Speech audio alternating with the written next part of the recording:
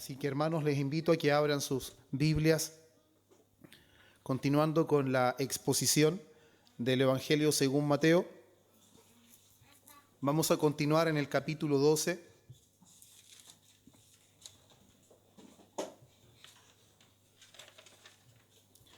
Evangelio según Mateo.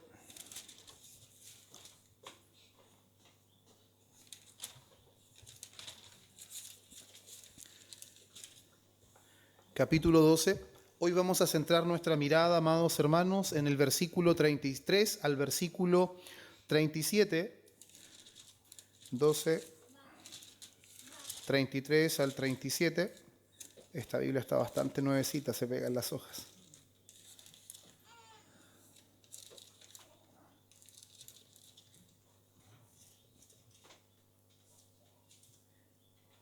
Pero quiero que demos lectura, hermanos, desde el versículo 22 hasta el 37 para que entremos un poco en contexto y podamos entender que estos versículos no están aislados ni están desconectados de la situación en donde el Señor Jesucristo deja en evidencia que hay un pecado que es tan severo, que es tan complejo, que lo llama un pecado imperdonable. Así que les voy a invitar que nos pongamos en pie y podamos dar lectura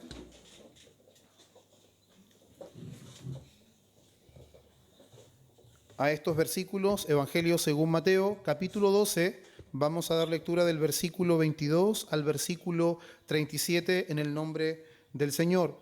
Dice así: Entonces fue traído a él un endemoniado, ciego y mudo, y le sanó, de tal manera que el ciego y mudo veía y hablaba, y toda la gente estaba atónita y decía: ¿será este aquel hijo de David? Mas los fariseos al oírlo decían: Este no echa fuera los demonios, sino por Belcebú, príncipe de los demonios. Sabiendo Jesús los pensamientos de ellos, les dijo: Todo reino dividido contra sí mismo es asolado, y toda ciudad o casa dividida contra sí misma no permanecerá. Y si Satanás echa fuera a Satanás, contra sí mismo está dividido. ¿Cómo pues permanecerá su reino? Y si yo echo fuera a los demonios por Belcebú, ¿por quién los echan vuestros hijos? Por tanto, ellos serán vuestros jueces. Pero si yo por el Espíritu de Dios echo fuera a los demonios, ciertamente ha llegado a vosotros el reino de Dios. Porque ¿cómo puede alguno entrar en la casa del hombre fuerte y saquear sus bienes si primero no le ata? Y entonces podrá saquear su casa. El que no es conmigo, contra mí es, y el que conmigo no recoge, desparrama. Por tanto os digo, todo pecado y blasfemia será perdonado a los hombres, mas la blasfemia contra el Espíritu no le será perdonada. A cualquiera que dijere alguna palabra contra el Hijo del Hombre le será perdonado, pero al que hable contra el Espíritu Santo no le será perdonado ni en este siglo ni en el venidero. Versículo 23. O haced el árbol bueno y su fruto bueno, o haced el árbol malo y su fruto malo, porque por el fruto se conoce el árbol. Generación de víboras, ¿cómo podéis hablar lo bueno siendo malos? Porque de la abundancia del corazón habla la boca. El hombre bueno del buen tesoro del corazón saca buenas cosas, y el hombre malo del mal tesoro saca malas cosas. Mas yo os digo que de toda palabra ociosa que hablen los hombres, de ella darán cuenta en el día del juicio. Porque por tus palabras serás justificado y por tus palabras serás condenado. Amén. Pueden tomar asiento, hermanos.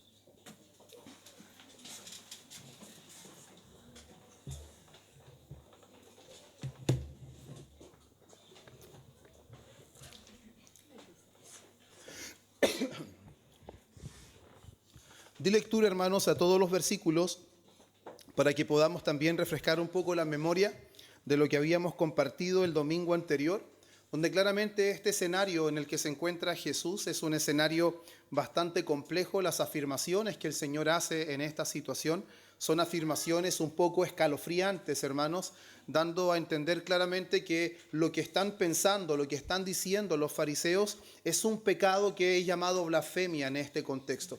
Y para recordar un poquito de una manera muy sencilla y rápida, hermanos, nosotros tenemos el escenario donde le traen a Jesús un hombre que está endemoniado, que estaba ciego y que estaba mudo, y el Señor, con el poder que caracteriza su ministerio, Él sana a este hombre. Y lo que sucede es que hay dos grupos presentes en esta situación. Está la multitud y están los religiosos fariseos. Y la multitud queda atónita y se hace una pregunta: ¿será este el hijo de David? ¿Será verdaderamente este el Mesías anunciado? Pero el grupo de los religiosos de los fariseos, por el contrario, a pesar de la evidente obra que el Señor había hecho, a pesar de la evidencia notoria del poder de Dios en la vida de Jesús, no olvidando, hermanos, que Juan en el capítulo 3 deja en manifiesto algo, que para los fariseos y los que pertenecían al Sanedrín no era desconocido que las obras que Jesús hacía, las hacía porque Dios estaba con él. ¿Y cómo llegamos a esta conclusión? Porque en Juan 3, en la conversación de Jesús con Nicodemo, Nicodemo le dice: sabemos que has venido de Dios. Él no dice en singular sé, él dice sabemos, dando a entender que eran conversaciones que se daban en el Sanedrín, donde reconocían que las obras que Jesús hacía, las hacía porque Dios estaba con él. Y eso aún más deja en alerta, hermanos, que la aseveración que hacen los fariseos de atribuir las obras de Jesús a Belcebú, al príncipe de los demonios, o a Satanás, claramente es una evidencia de un rechazo total y absoluto a pesar de la clara evidencia. Ellos no pecan con los ojos cerrados, ellos pecan con los ojos abiertos. Ellos no pecan en oscuridad, ellos pecan con la máxima luz posible. Nunca Dios en toda la historia había obrado de manera tan clara como en la persona de su mismo Hijo. La palabra dice que Él es la imagen misma de su sustancia. Por lo tanto, deja en manifiesto que este pecado contra el Espíritu Santo, esta blasfemia, es algo que está atentando directamente contra quien es la fuente de los milagros. Y nosotros ya conocemos que la fuente de los milagros de Jesús es el Espíritu Santo. Eso no significa que Jesús no es Dios, sino, como ya hemos venido conversando y también lo expuso nuestro hermano Jordan el día viernes, claramente Jesús, Él rechaza o no se aferra a ser Dios en su ministerio terrenal, sino más bien Él se despoja de su gloria, se despoja de los derechos divinos y Él camina como siervo, dependiendo del Espíritu Santo. Por lo tanto, atribuir de manera clara, notoria, con tal conocimiento, con tal evidencia, atribuir esas obras a Satanás es una evidencia clara, hermanos, de que estos hombres habían cruzado la línea de no retorno.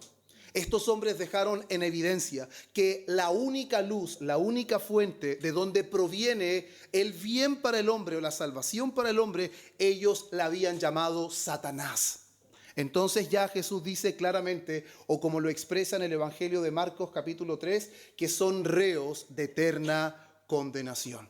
Y nosotros, hermanos, terminamos en ese sermón respondiendo ciertas preguntas, si es que efectivamente en este tiempo se puede cometer o no la blasfemia contra el Espíritu Santo, y dijimos que a modo original no es posible cometer la blasfemia contra el Espíritu Santo, porque para que se pueda cometer este pecado es necesario que ciertos elementos se cumplan, y principalmente debería estar Jesús hoy presente haciendo las obras en el poder del Espíritu Santo, y eso claramente no es posible. Y también se muestra que los hombres que cometen este pecado están atentando contra la fuente del poder manifiesto, pero con conciencia clara. Ellos saben que es Dios. Ellos saben que Jesús no es simplemente un blasfemo. Ellos saben que Jesús no es meramente un carpintero. Ellos saben que Jesús viene de Dios, pero aún así están dispuestos a rechazarlo total y completamente. Ellos pecan contra la luz, no pecan en oscuridad. Por lo tanto, en ese sentido dijimos que el pecado imperdonable no es posible cometerlo en esa misma forma, pero el principio moral o espiritual permanece. Lo que vimos en Hebreos 6, la apostasía. ¿En qué sentido, hermanos, permanece el principio moral o espiritual de que un hombre que ha sido alumbrado por el Evangelio, un hombre que ha sido parte de la iglesia, que ha visto el mover la obra del Espíritu Santo, pero al final de cuentas, al pasar de los años, deserta y apostata, reniega de la fe que un día profesó abrazar? Claramente también está presente el principio de la blasfemia, pero es llamado en el Nuevo Testamento apostasía. Entonces espero, hermanos, que hayamos comprendido esta diferencia, y cuando decíamos si es que nosotros hemos cometido o no el pecado imperdonable, que es una pregunta que quizás nos hemos hecho, decíamos claramente, hermanos, que si alguien tiene miedo de haberlo cometido es porque claramente no lo cometió. Porque cuando una persona ha cometido el pecado imperdonable, como en el lugar de los fariseos o la apostasía que habla Hebreos, no hay ningún sentimiento de culpa. No hay ningún sentimiento de remordimiento, no hay rastro de arrepentimiento, porque el Señor mismo los ha entregado a su endurecimiento. No es porque la gracia no pueda rescatarlos, es porque Dios ha restringido su gracia a ese punto, hermanos. Y creo que es algo terrorífico. Pero ahora, hermanos, lo que el Señor Jesús nos está enseñando en los versículos 33 al versículo 37, sería un error pensar que está desconectado con este episodio. Normalmente nosotros, en nuestro tiempo que llevamos como cristianos, hemos escuchado sermones que están completamente desconectados de su contexto. Y seguramente en algún momento escuchamos un sermón de estos versículos, pero desconectados del momento en donde Jesús está siendo acusado de ser un blasfemo o de que se le atribuyen sus milagros a Belcebú. Pero en esta ocasión, hermanos, las palabras que se mencionan del versículo 33 al versículo 37 son una continuación natural y necesaria de la blasfemia que acaban de profesar los fariseos. Jesús, hermanos, no está cambiando de tema, sino que Él está yendo al fondo del problema. Escuche bien esto, Jesús no está cambiando de tema, Él está yendo al fondo del problema. Los fariseos hablaron mal de Cristo. Los fariseos atribuyeron el poder del Espíritu a Belcebú. Por lo tanto, ahora sus palabras van a quedar en evidencia que no son un mero accidente, hermanos. Las palabras de los fariseos no son un mero accidente, sino que son el reflejo inevitable de lo que realmente ellos son. Las palabras de los fariseos quedarán en evidencia que son el fiel reflejo de lo que ellos son en su interior.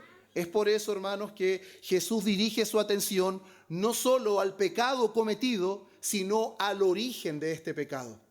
Algo que normalmente nosotros no nos detenemos mucho a reflexionar, que cuando nuestro actuar es de cierta manera, ese actuar, o aquí dirá que nuestras palabras reflejarán la realidad de nuestro corazón. Y creo que es muy importante este tema para que nosotros podamos ver a la luz de la exposición la negligencia que hay en nuestra vida o la escasez de diligencia para examinarnos a nosotros mismos, para evaluarnos a nosotros mismos, que creo que es un ejercicio que lamentablemente está muy perdido en la vida del creyente, de examinarse continuamente a la luz de lo que hace y a la luz de lo que dice según este texto. Por eso, hermanos, el Señor Jesús aquí, Él mostrará que la blasfemia, la incredulidad persistente, la continuidad, hermanos, de su rechazo a la verdad, no es meramente un accidente, sino que deja en evidencia la condición espiritual del corazón. Y ahora, hermanos, con esto que acabo de mencionar en mente, es importante que nosotros veamos cómo el Señor Jesús va a desarrollar un argumento de este tema que es progresivo. Y de alguna manera, hermanos, este argumento progresivo lo podemos ver en tres etapas o en tres partes o tres movimientos, como le podamos llamar. Y el primero que vamos a ver, hermanos, es cómo Jesús da un principio general en cuanto a estas afirmaciones. Y ese principio general consiste en que la naturaleza determina el fruto. Y ese es nuestro primer punto. La naturaleza determina el fruto. El segundo punto, vamos a ver una aplicación moral a los fariseos. Vamos a ver que el Señor Jesús va a pasar de ilustrar con árboles a dar a entender que eso es el caso de los hombres. Ahora pasamos de la naturaleza, determina el fruto, a que su boca revelará la condición del corazón. La boca revelará la condición del corazón. Vamos a ver, hermanos, claramente cómo la boca actúa como un micrófono del corazón. Cómo la boca dejará en evidencia la condición real del corazón que nosotros muchas veces intentamos encubrir y aparentar, pero nuestra boca dejará en evidencia la realidad del corazón.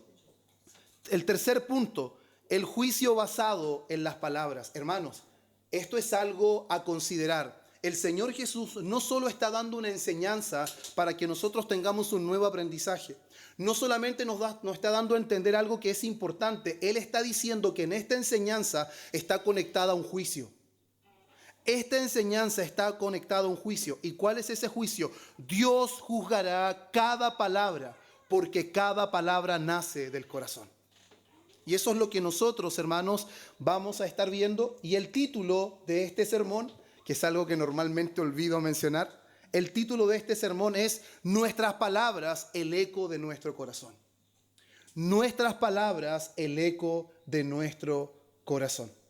Y ahora, hermanos, quiero que nosotros veamos y nos adentremos cómo el Señor Jesús va a demostrar que las palabras blasfemas contra Él y contra el Espíritu Santo no son otra cosa más que la evidencia de la corrupción del corazón. Y es debido a eso que van a ser juzgados.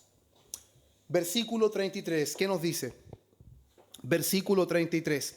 O haced el árbol bueno y su fruto bueno, o haced el árbol malo y su fruto malo, porque por el fruto se conoce el árbol. Entonces aquí estamos viendo ese principio general o universal, dando a entender que la naturaleza evidencia el fruto, hermanos. La naturaleza evidencia el fruto. Jesús establece aquí, hermanos, algo bastante importante. Él deja entrever que la naturaleza determina el fruto, por lo tanto el corazón, hermanos, el corazón determina nuestras palabras y nuestras acciones. Nuestras acciones no están, hermanos, desconectadas de nuestro interior. No podemos decir que nuestras palabras o nuestro actuar o que nuestros pasos son meros accidentes. De repente nosotros tendemos a pensar que fuimos a un lugar y decimos no sé por qué estoy aquí. O dije algo y no sé por qué lo dije. O hice algo y digo no sé por qué lo hice. Y tendemos a culpar a agentes externos. Pero la palabra del Señor nos dice que el corazón es quien determina nuestras palabras. Es el corazón el que determina nuestras acciones. Y es interesante, hermanos, ver cómo el Señor usa una metáfora agrícola para dar esta enseñanza. Y es algo muy común que nosotros vemos en las enseñanzas de nuestro Señor Jesús. Lo que algo, hermanos, es por dentro, escuche esto, lo que algo es por dentro, eso determina lo que produce por fuera. Lo que algo es por dentro, eso es lo que produce por fuera. Juan Calvino, él un día hizo este comentario y dijo: las obras externas son como frutos que revelan si la raíz del hombre es recta o es corrupta. Entonces, cuando nosotros queremos saber e indagar, no sobre la vida de nuestros hermanos, sino sobre nuestra propia vida, lo que tenemos que nosotros examinar son nuestras palabras, son nuestras acciones, es a dónde van nuestros pasos, porque esos serán alertas claras y seguras de cuál es la verdadera condición de nuestro corazón, hermanos. Y esto es algo con lo que el Señor Jesús está preparando solamente su argumento. Solo está dando una ilustración, está utilizando un ejemplo agrícola para decirnos que no puede haber buen fruto donde no hay un buen corazón. No hay buen fruto donde no hay un buen corazón. Y tampoco puede haber mal fruto donde el corazón no ha sido renovado o transformado. Hermanos, y aquí vemos nosotros muchos versículos que están asociados directamente a esta realidad. Mateo en el capítulo 7, versículos 17 y 18, habla acerca de esto. Y dice: así todo buen árbol da buenos frutos, pero el árbol malo da frutos malos. Mire, no puede el buen árbol dar malos frutos, ni el árbol malo dar buenos frutos. Lucas capítulo 6, versículo 43 al 45, que de alguna forma es el texto paralelo. Mire lo que dice: no es buen árbol el que da malos frutos, ni árbol malo el que da buen fruto, porque cada árbol se conoce por su fruto. Pues no se cosechan higos de los espinos, ni de las zarzas se vendimian uvas. El hombre bueno del buen tesoro de su corazón saca lo bueno, y el hombre malo del mal tesoro de su corazón saca lo malo, porque de la abundancia del corazón habla la boca. Mire lo que dice Santiago capítulo 3, versículo 11 y 12. ¿Y por qué en este sermón voy a citar bastantes versículos, hermanos? Para que veamos que lo que el Señor Jesús está afirmando en este momento es algo que permea todas las Escrituras. No es una enseñanza aislada, por lo tanto, deberíamos prestar atención solo con escuchar los dichos de Jesús, pero aún más si vemos que toda la Escritura habla referente a cómo nuestras palabras, nuestras acciones darán evidencia de la realidad de nuestro corazón. Y sería inconsistente decir, sí, lo que yo hago no tiene que ver con lo que soy por dentro. El Señor va a decir, no, lo que se ve por fuera es lo que en verdad está dentro. Aunque intentemos decir lo contrario, lo que está fuera es lo que en verdad está por dentro. Santiago, como les decía, 3, 11 y 12. ¿Acaso alguna fuente hecha por una misma abertura agua dulce y amarga? Hermanos míos, ¿puede acaso la higuera producir aceitunas o la vid higos? Estas son preguntas retóricas. La respuesta es un categórico no, no se puede. Es completamente inconsistente. Entonces, así también, ninguna fuente puede dar agua salada y dulce. Eso es lo que nos dice la palabra. Y mire lo que dice Jeremías 17, 9 y 10. Engañoso es el corazón más que todas las cosas y perverso. ¿Quién lo conocerá? Nosotros citamos mucho este texto. El corazón es engañoso, el corazón es perverso más que cualquier otra cosa. ¿Quién lo conoce? Es Dios quien lo conoce. Él dice, yo Jehová, que escudriño la mente, que pruebo el corazón, para dar a cada uno según su camino, según el fruto de sus obras. Se da cuenta cómo aún en el Antiguo Testamento, que Dios conoce el corazón, lo conecta directamente con el fruto. Que el fruto no está desconectado del corazón del hombre. Que el actuar del hombre está directamente conectado con la realidad interior y no desconectada con la realidad interior. Por eso Proverbios capítulo 4 versículo 23 dice, si vas a guardar algo, guarda tu corazón.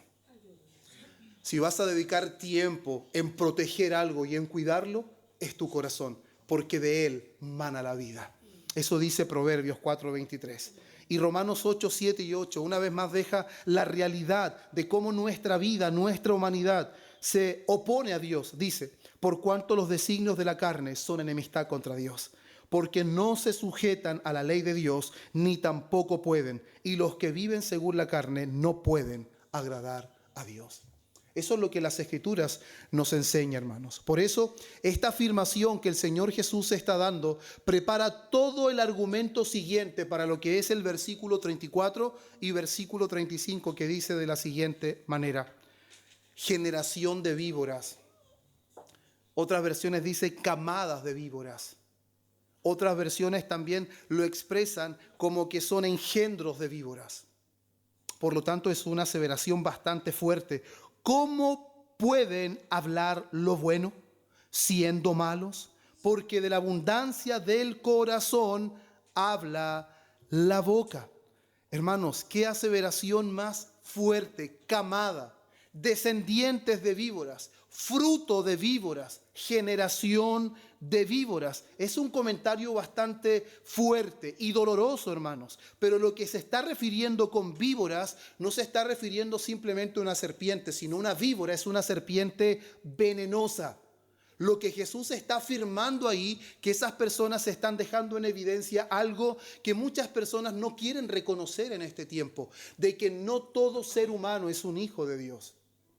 Muchas veces queremos nosotros flexibilizar respecto a algunas enseñanzas de las Escrituras, pero cuando vamos a Juan capítulo 8 versículo 44 vemos claramente por qué el Señor Jesús le dice generación de víboras, serpientes venenosas, hijos de serpientes. ¿Qué es lo que dice Juan?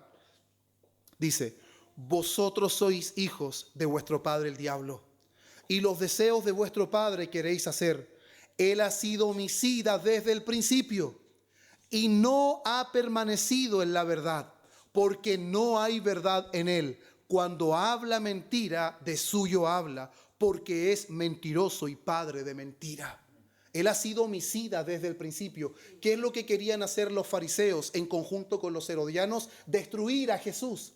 ¿Quiénes fueron los que iniciaron la revuelta para que Jesús fuera crucificado? Fueron ellos. Por lo tanto, ellos demostraron ser hijos de su padre el diablo. Y esta aseveración, hermanos, nos lleva a tener mayor claridad de la pregunta que hace. ¿Cómo pueden hablar lo bueno siendo malos? Una vez más estamos frente a una pregunta retórica. ¿Es posible que alguien malo haga lo bueno? No, es completamente imposible. Y eso lo vemos también, hermanos, en Jeremías capítulo 13, versículo 23. Jeremías capítulo 13, versículo 23, que es uno de los textos, hermanos, que cuando yo estaba comprendiendo las doctrinas de la gracia, cuando estaba comprendiendo la teología reformada, hermanos, este texto de verdad que me confrontó y al mismo tiempo confortó mi fe. Y dice, ¿mudará el etíope su piel y el leopardo sus manchas? Así también, ¿podrán ustedes hacer el bien estando habituados a hacer el mal? ¿Cuál es la respuesta? No. Así como es imposible que un etíope mude su piel, así como es imposible que un leopardo cambie sus manchas, así es de imposible que ustedes, estando habituados a hacer el mal, hagan el bien.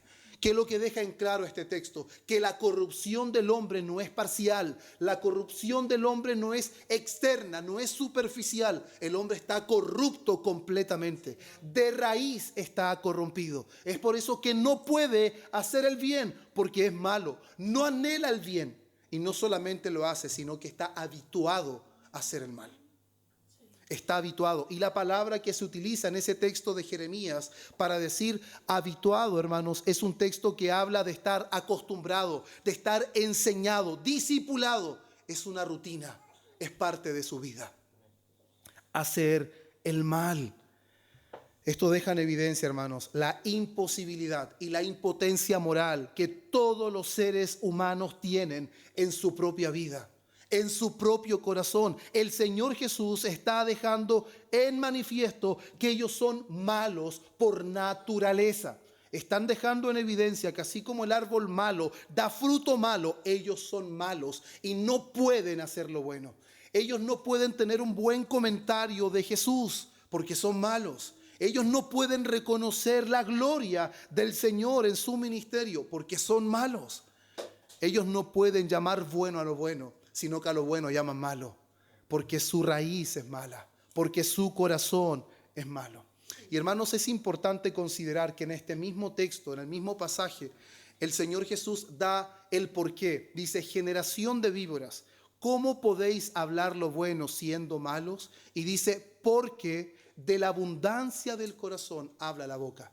La respuesta de por qué ellos son malos y hacen cosas malas y no pueden hacer lo bueno es porque el corazón es la raíz de todo. Y esa palabra porque, hermanos, me llamó mucho la atención cuando estudiaba este pasaje. Al ir al original o al origen griego es la palabra gar. Y esta palabra gars puede traducirse porque, pues o ya que.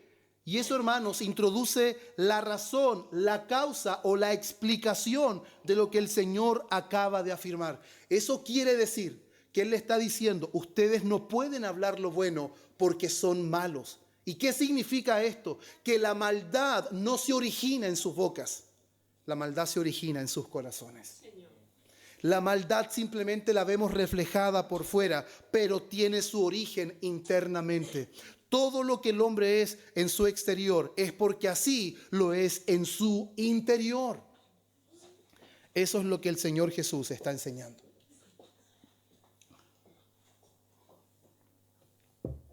Por eso, hermanos, que ese término hogar está enlazando la declaración anterior con el fundamento que el Señor está diciendo.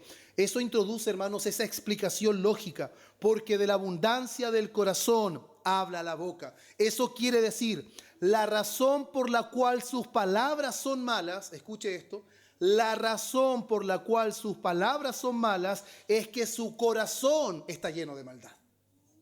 Es que su corazón está malo. Por eso Gar conecta, hermanos, la conducta externa con la condición interna. Eso es lo que hace esa palabra Gar. Conecta la conducta externa con la condición interna. Por eso, hermanos, la boca de estos hombres reveló que lo que abundaba en su corazón era maldad. Lo que abundaba en su corazón era corrupción. Lo que abundaba en su corazón era hipocresía. Ellos intentaban aparentar una cosa, pero dejaban en evidencia a través de sus palabras que su corazón era completamente contrario a lo que ellos intentaban mostrar. Por eso, hermanos, una vez más, la acusación contra Jesús no fue un mero error. No fue simplemente una palabra que se me salió en el momento, como muchas veces podemos decir. Primero hablo y luego pienso. O me doy cuenta que necesité procesar antes lo que dije y me equivoqué. No, hermanos, no estamos hablando meramente de un error, sino que estamos hablando de la manifestación de un corazón que rechaza a Cristo a pesar de la evidencia. Estamos hablando de un corazón que queda en evidencia de su corrupción al atribuir, hermanos, las obras del Espíritu Santo nada más y nada menos que a Satanás. Y ahora, hermanos, nosotros cuando pasamos al versículo 35, vemos que este versículo parece una repetición del versículo 33. Dice, el hombre bueno del buen tesoro del corazón saca buenas cosas, y el hombre malo del mal tesoro del corazón saca malas cosas. Cuando nosotros, hermanos, vamos a Mateo capítulo 15, versículo 18 y 19, vemos que este texto dice, pero lo que sale de la boca, ¿de dónde sale? Del corazón. Y esto contamina al hombre, porque del corazón salen los malos pensamientos, los homicidios, los adulterios, las fornicaciones, los hurtos, los falsos testimonios, las blasfemias. ¿De dónde salen? ¿De la boca? No, salen del corazón. Eso es lo que la palabra nos está diciendo. Lucas 6:45 reafirma el texto paralelo. El hombre bueno del buen tesoro de su corazón saca ¿qué? Lo bueno. Y el hombre malo del mal tesoro saca lo malo. Eso da a entender, hermanos, que dentro de todo hombre hay un tesoro. Pero ese tesoro o es bueno o ese tesoro es malo. Porque de la abundancia del corazón habla la boca. Mire lo que dice Proverbios capítulo 10, versículo 11. Manantial de vida es la boca del justo. Manantial de vida es la boca del justo, pero violencia cubrirá la boca de los impíos. Dando a entender claramente, hermanos, la importancia que las Escrituras les dan a nuestras palabras. Dejarán en evidencia no solamente algunos aspectos de nuestra vida, sino que dejarán en evidencia lo más importante de nosotros, quiénes somos en verdad. Por Proverbios 16, 23. Cuánta sabiduría, hermanos, en la palabra del Señor. El corazón del sabio hace prudente su boca y añade gracia a sus labios. ¿Qué es lo que hace prudente la boca? El corazón del sabio. Hermanos, yo creo que cuando esta palabra aparece en nuestra vida, debemos reconocer claramente, hermanos, cómo escasea la sabiduría en nuestro corazón. Y cómo nuestra boca necesita, hermanos, que nuestro corazón en realidad sea un corazón completamente transformado, analizado a la luz de las Escrituras continuamente. Mire lo que dice Efesios capítulo 4, versículo 29. Ninguna palabra corrompida salga de vuestra boca, sino la que sea buena para la necesaria edificación, a fin de dar gracia a los oyentes.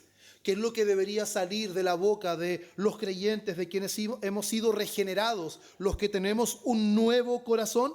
Ahora va calzando por qué la palabra habla de que nuestro corazón de piedra debía ser cambiado. ¿Por qué la promesa en Deuteronomio que Dios circuncidaría el corazón para que le pudiéramos amar, para que nuestra vida fuera transformada? No necesitábamos algunos ajustes, hermanos.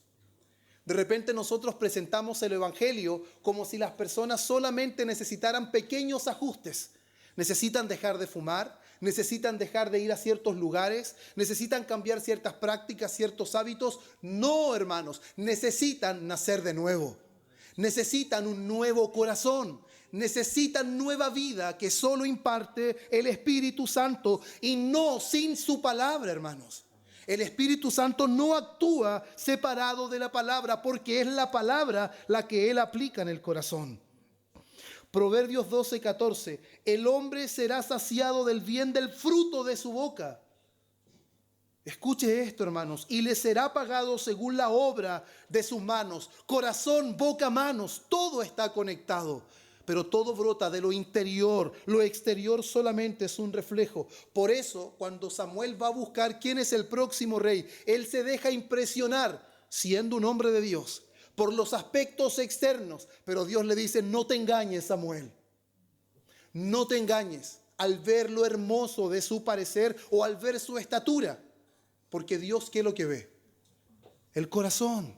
Eso significa que no importa lo externo, no importa nuestras palabras, no importa nuestra conducta. No, hermanos. Lo que Dios está diciendo, que lo que Él ve en el corazón es lo que en realidad está por fuera. La apariencia puede engañarnos, pero el corazón del hombre está descubierto ante los ojos de Dios. Completamente descubierto.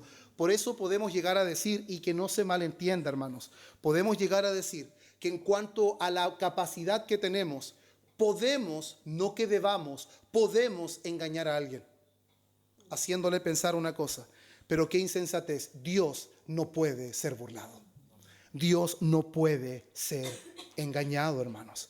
Por eso es tan importante que nosotros entendamos cómo el Señor le está aplicando esto personalmente. Este principio universal que comienza con la ilustración de los árboles, lo está aplicando de manera personal a los fariseos. Ya no habla de árboles, ahora está hablando de personas. Ahora está hablando de corazón. Ahora está hablando de boca, hermanos. Y él está usando algo que es muy conocido en el lenguaje hebreo, que es un paralelismo. ¿Y por qué él está usando un paralelismo? Porque él quiere reforzar esta idea. Él quiere que les quede muy claro lo que él le está diciendo. El paralelismo hebreo no es simplemente una forma de escribir, sino que busca intensificar la enseñanza. Lo que busca el paralelismo es recordarla con mayor facilidad, prácticamente hacerla inolvidable. Esa es la idea del paralelismo, relacionarla directamente con nuestra vida real. Por eso, hermanos, de verdad que mientras preparaba este sermón, venía el título, hermanos, que podía poner, que es que en realidad, hermanos, nuestras palabras son el eco de nuestro corazón. Cuando nosotros hablamos y hacemos un eco, lo que se escucha nunca será diferente a lo que nosotros decimos. El eco siempre evidenciará lo mismo que salió de nosotros. Por lo tanto, nuestra boca solo hará eco de la realidad de nuestro corazón. Por eso el Señor nunca llama simplemente a reformarnos externamente o superficialmente. La reforma que todo hombre necesita es la del corazón. La reforma que todo hombre necesita es la de su mente, es la de su espíritu. Es del hombre interior, no simplemente aspectos externos, hermanos. Pero claramente eso se verá reflejado hacia afuera. Por eso me gusta un comentario que hizo Donald Carson. Y él dijo: Jesús emplea paralelismo hebreo para que la conexión entre corazón y palabras quede absolutamente clara. Lo que una persona, escuche bien, es en lo profundo de su corazón, determinará lo que habla. Determinará lo que habla. Los fariseos, por más que intentaban aparentar, no pudieron controlar su boca. No pudieron controlarla. Lo que ellos hablaban dejó en evidencia lo que en realidad había en su corazón. Y hermanos, y cuando pasamos al versículo 36 y 37, cuando pasamos a este punto que es un juicio basado en las palabras, dice lo siguiente: mas yo digo que de toda palabra ociosa, hermanos, toda, no algunas, toda palabra ociosa que hablen los hombres, de ella darán cuenta en el día del juicio. Hermanos, hay un juicio. Aquí el Señor está apuntando a una culminación escatológica. Recordemos que esta escatología está hablando al final de los tiempos. Por lo tanto, en el día del juicio, nuestras palabras, hermanos, entrarán a juicio. No solamente, hermanos, ciertos aspectos, sino toda palabra ociosa. ¿Y sabe cuál es la palabra que se utiliza en griego para ociosa? Es la palabra argos. Y significa toda palabra ligera, toda palabra desprovista de verdad, toda palabra sin propósito santo, toda palabra sin medir su impacto moral, hermanos. No es simplemente una palabra dicha al aire, sino que es una palabra ligera, desprovista de verdad. ¿Qué es lo que está enseñando nuestro Señor aquí, hermanos? Lo que Él está enseñando es que todas nuestras palabras serán juzgadas. Todas nuestras palabras serán juzgadas. ¿Y por qué serán juzgadas? Porque todas revelan el estado de nuestro corazón. Todas las palabras revelan el estado de nuestro corazón. Mire lo que dice, hermanos, Mateo capítulo 12, versículos 36 y 37. Mas yo digo, perdón, este es el que estamos leyendo, Eclesiastés 12, 14.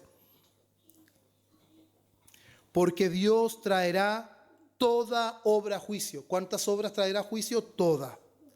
Juntamente con toda cosa encubierta, sea buena o sea mala. Mire lo que dice Romanos 2:16. En el día en que Dios juzgará por Jesucristo los secretos de los hombres, conforme a mi evangelio. Santiago 1:26. Si alguno se cree religioso y no refrena su lengua, sino que engaña su corazón. Hermanos, otra vez, no refrenar la lengua es engañar el corazón. Es la clara enseñanza de las Escrituras. Por eso, hermanos, cuando ya estemos por terminar y veamos las aplicaciones para nosotros hoy, vamos a ver la gran necesidad de examinarnos y analizarnos y la necesidad que tenemos de confesar nuestros pecados y arrepentirnos delante del Señor.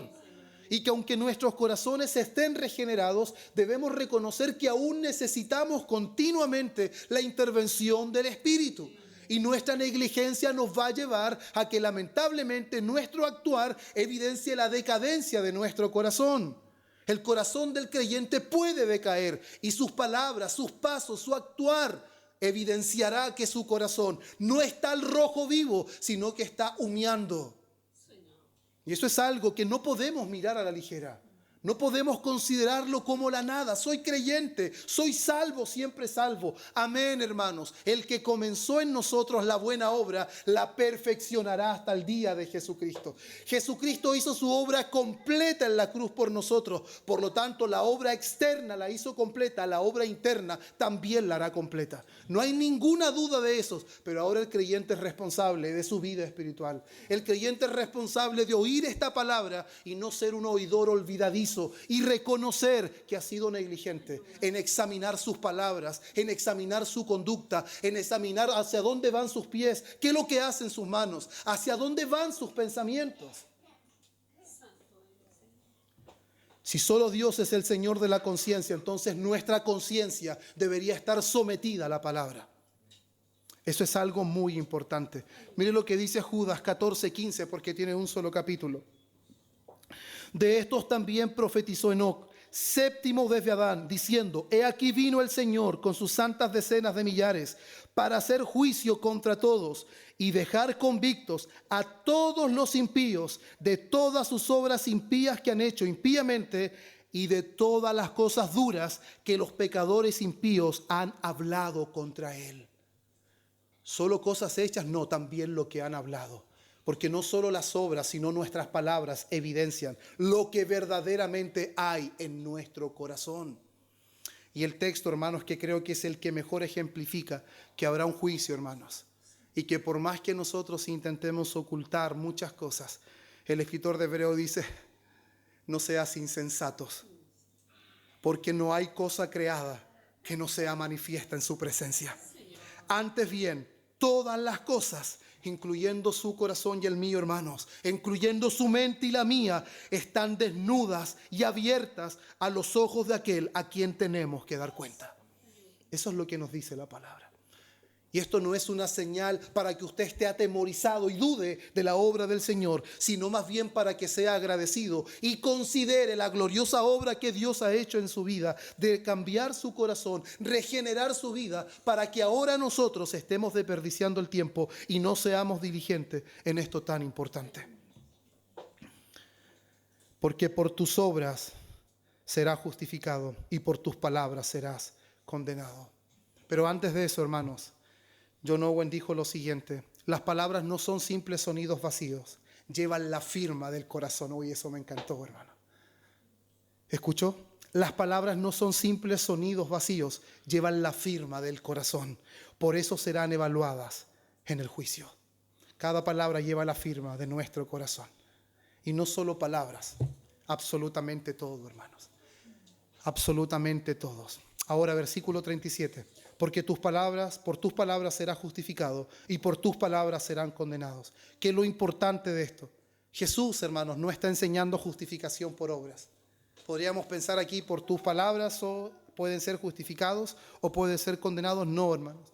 Aquí tus palabras no significa que esto justifica, sino que tus palabras revelan si hemos sido justificados o no hemos sido justificados. Nuestras palabras dejarán en evidencia nuestra condición espiritual real. Si hemos sido justificados, nuestras palabras evidenciarán esa realidad. Justificado aquí, hermanos, no significa hecho justo, sino expuesto públicamente como justo.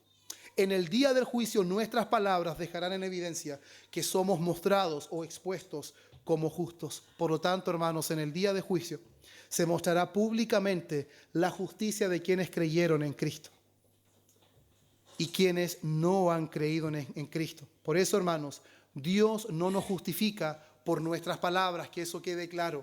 No nos justifica por nuestras palabras, pero nuestras palabras confirmarán que fuimos justificados por la fe. Nuestro lenguaje mostrará si efectivamente somos hijos del reino o no somos hijos del reino. Si somos hijos de luz o somos hijos de las tinieblas. Nuestras palabras dejarán en evidencia si somos hijos del buen Padre Celestial o si hay algún hijo del diablo, porque claramente su vida lo dejará en manifiesto. Y también esas palabras te condenarán, dice. Te condenarán. Y condenado aquí, hermanos, no significa que simplemente por algunas palabras será convertido en culpable, sino que sus palabras dejarán en evidencia que es un culpable, que su corazón permanece corrupto, que su naturaleza permanece completamente distanciada del Señor, hermanos. Las palabras de una persona incrédula, ¿qué es lo que hacen? Solo revelan el verdadero estado de su corazón. Cuando usted conversa con alguien, usted puede darse cuenta efectivamente si está en presencia de un inconverso o de un creyente.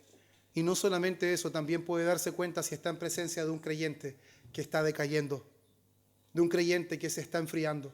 ¿Por qué? Porque no está examinando su vida. No se está ocupando en su salvación con temor y con temblor. Normalmente, hermanos, nos gozamos en que la salvación es segura, pero olvidamos textos como estos y olvidamos que debemos ocuparnos en nuestra salvación con temor y con temblor, porque Él es el que pone en nosotros tanto el querer como el hacer por su buena voluntad.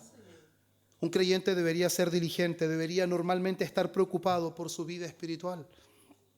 Por eso, hermanos, al igual que los fariseos, hermanos, su hablar mostró que su corazón era malo. Árbol malo, fruto malo. Árbol bueno, fruto bueno. Es totalmente inconsistente que se produzca un fruto bueno si el árbol es malo. Por eso es importante comprender, hermanos, que las palabras no son las que crean condenación, simplemente exponen al condenado, exponen la realidad de su corazón. Dios nos salva por nuestras palabras, pero nuestras palabras muestran si somos salvos o no somos salvos. Es algo tan importante, hermanos, considerar. Es tan importante. Por eso, hermanos, para ya ir culminando con este sermón, creo que es importante que de todas estas enseñanzas que nosotros podemos ver, saquemos como conclusión algo, hermanos. Y ahora quizás podamos entender de mayor manera el Salmo 139:4, cuando el salmista dice: pues aún no está la palabra en mi lengua. Y aquí, oh Jehová, tú la sabes toda. ¿Por qué él puede decir eso? Porque él entiende que las palabras están conectadas al corazón. Y antes que su palabra salga por su boca, Dios conoce el corazón. Conoce las intenciones que pasan por nosotros. Él discierne absolutamente todo, hermanos. Por eso cuando acudimos a Dios es una insensatez intentar encubrir nuestro pecado. El que lo encubre no prospera. Pero el que lo confiesa y está dispuesto a apartarse, ¿qué hace? Alcanza misericordia, hermanos. Que Dios nos ayude para comprender y aplicar estas realidades. Por eso, hermanos, primera aplicación: examino mis palabras para conocer el estado de mi corazón. Examino mis palabras para conocer el estado de mi corazón. Esta pregunta se desprende de manera natural, hermanos, cuando vemos el texto. ¿Qué revelan mis palabras acerca de mí? Segunda de Corintios 13:5 dice: examínense a ustedes mismos. No examine a su hermano, no examine a su hermana, ni siquiera examine a su esposo o a su esposa. Examínese usted mismo. Si en verdad están en la fe, pruébense a ustedes mismos. No sea que estén corriendo en vano, dice. Eso no significa que la verdadera fe pueda resultar en algo vano, sino que no sea que yo esté engañado pensando que estoy en la fe y no estoy en la fe. ¿Y cómo puedo saberlo? Examinándome, probándome a mí mismo. Si el Señor Jesús, hermanos, dice que la boca revela el corazón, entonces debemos ver nuestras palabras como una herramienta que Dios usa para mostrarnos quiénes nosotros somos realmente. Hay tantas preguntas que salen de este texto, hermanos. ¿Qué dicen mis palabras sobre mi carácter? ¿Cuánto dicen nuestra palabra sobre nuestro carácter? ¿Mis palabras hacia los demás reflejan un corazón regenerado, hermanos? ¿Soy rápido para hablar y lento para escuchar? ¿Uso palabras que edifican o palabras que destruyen? ¿Qué debemos hacer, hermanos? Examinar nuestras palabras. ¿Por qué? Porque ellas son el eco de nuestro corazón. Son el eco de nuestro corazón.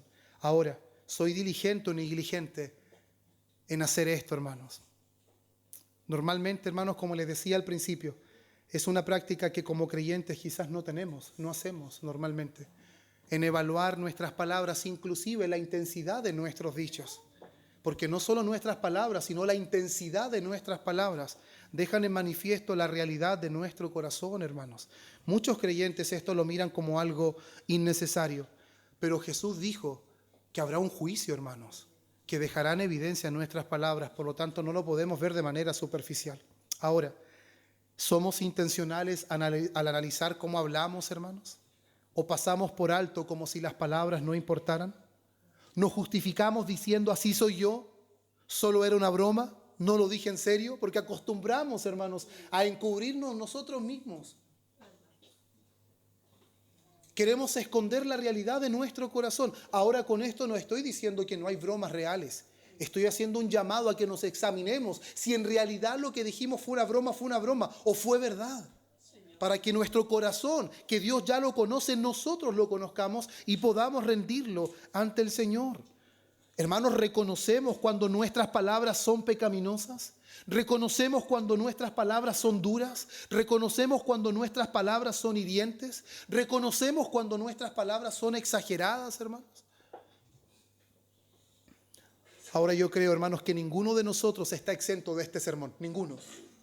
Ninguno de nosotros, hermanos, está exento de este sermón. Todos nosotros debemos reconocer que nuestro corazón está falente ante la realidad de esta palabra y que si no fuera por la abundante gracia del Señor y si solo Él nos juzgara por la realidad de nuestro corazón evidenciada en nuestras palabras, no tendríamos ninguna posibilidad de presentarnos ante Él. Ninguna, hermanos. Absolutamente ninguna. Ahora una última pregunta que se desprende. Cada pregunta va asociada a los puntos.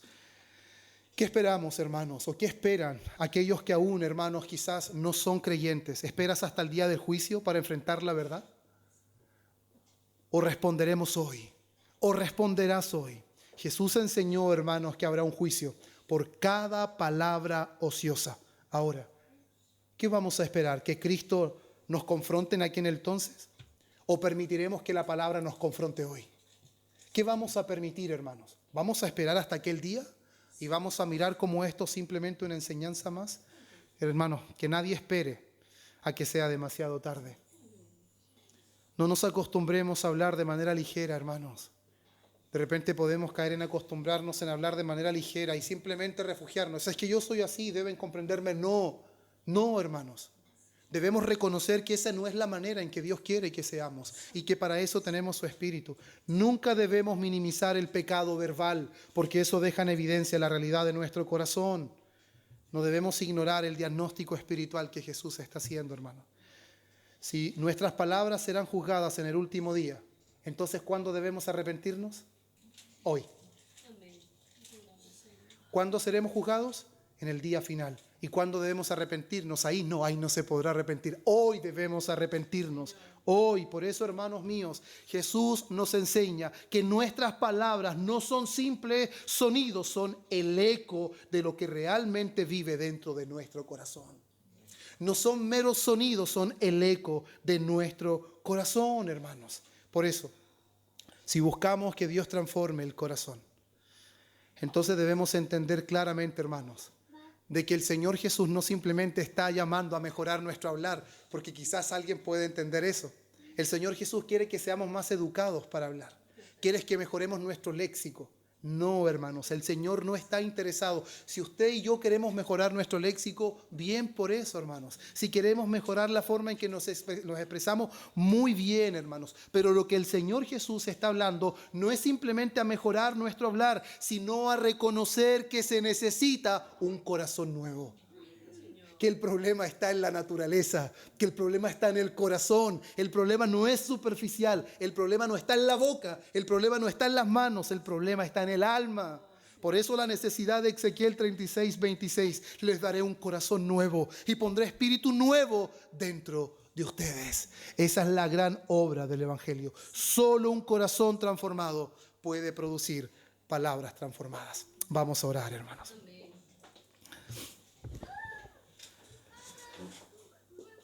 Padre bueno, oh Dios, que estás en los cielos, cuántas gracias te damos, Señor, por darnos tu palabra en este día.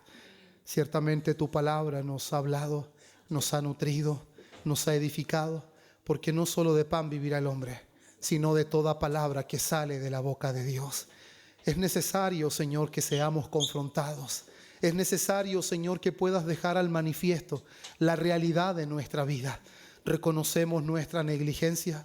Reconocemos, Señor, que no hemos actuado prudentemente en cuanto a este tema. Pero, Señor, anhelamos que desde este día en adelante podamos ser creyentes diligentes, que nos examinemos, nos analicemos a nosotros mismos y no seamos meros críticos de los demás, sino miremos nuestra verdadera condición espiritual. Y, Señor, reconozcamos tu obra de gracia en nuestra vida y al mismo tiempo reconozcamos de que nuestros desánimos, nuestros desalientos, nuestros pasos hacia dónde van, nuestras palabras solamente evidencian nuestros descuidos espirituales. Ayúdanos, Señor, a ser diligentes y no ser negligentes, a no ser descuidados, a no ser oidores olvidadizos. Ayúdanos, Señor, para que nuestras palabras dejen en evidencia que nuestro corazón ha sido transformado. Y si alguien, Señor, está presente en este culto y aún su corazón está corrupto, aún sus palabras evidencian que su vida necesita un cambio radical, que su corazón tiene que ser cambiado, Señor, oramos para que le concedas esa gracia, para que traigas un nuevo corazón, para que des vida donde no la hay, Señor, y podamos gozarnos al ver cómo sus palabras, cómo su actuar evidenciará que el Dios de los cielos ha hecho misericordia de su vida. Oh Señor, nuestras vidas están en tus manos. Rogamos que tu palabra sea aplicada eficazmente en nuestro corazón. Lo pedimos por Cristo nuestro Señor. Amén. Y amén.